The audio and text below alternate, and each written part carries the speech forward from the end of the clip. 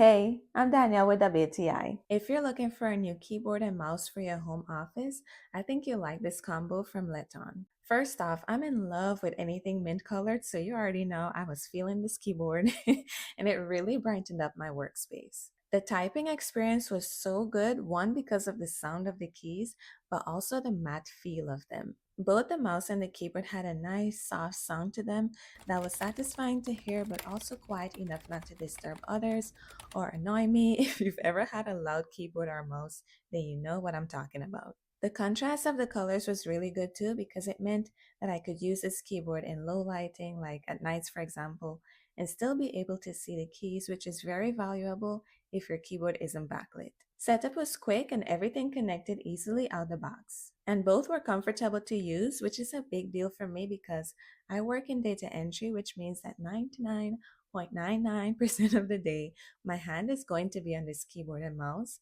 But after an 8-hour shift, my hands felt great. A nice touch that I haven't had on a keyboard in a while is the on and off button. If I have to clean the keyboard, move it around, or simply want to preserve the battery, I can turn it off and do what I need to do. Overall, this wireless combo from LETTON was a quality option that helped me get the job done. That's my point of view.